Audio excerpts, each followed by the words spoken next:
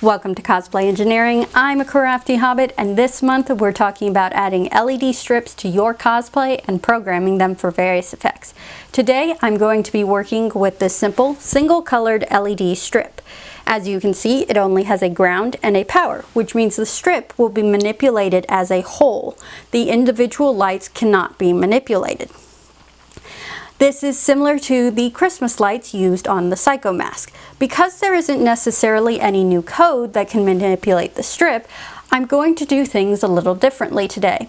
I'm not going to include a microcontroller. Instead, I'm just going to show you how to wire it up to a simple switch and power, because sometimes that's all you need.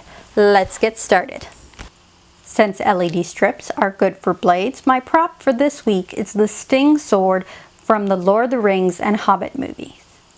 The hilt of the blade will house the battery and the switch.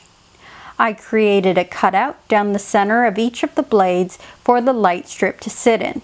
The blade was too long for my print bed, so I split it into pieces. I added peg inserts to allow the pieces to fit back together. Moving into wiring.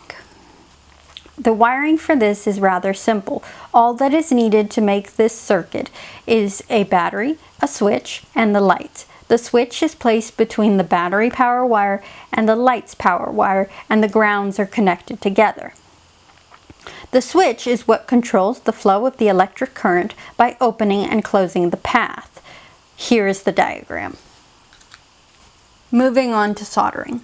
When working with switches, I'd recommend this type because you can slip the wire into the hole, making soldering easier.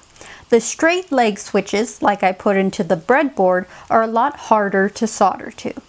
I connect the ground wire on the battery holder to the ground wire on the lights. I then connect the power wire on the battery holder to the switch.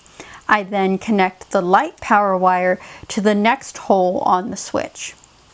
I put it in the battery, flip the switch, and check that it all works. Here's the diagram. While these lights can't do all that many things, I thought it was important to showcase them because they are cheaper than something like a NeoPixel strip. If all you need is the prop to light up or blink in a single color along a strip, these might be the perfect solution for you. To use them with a microcontroller, simply follow the steps in my Christmas lights video.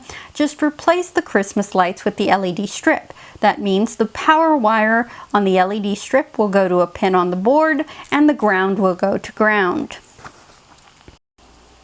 So that's it for this episode of Cosplay Engineering. Next episode, I will be moving on to NeoPixel LED strips, which can be programmed for a variety of fun effects. To see what I'm up to in between episodes, make sure to follow me on my social media. Likes are always appreciated, and make sure you're subscribed to this channel and hit that bell. Thanks for watching. Stay safe, stay home, wash your hands. Bye.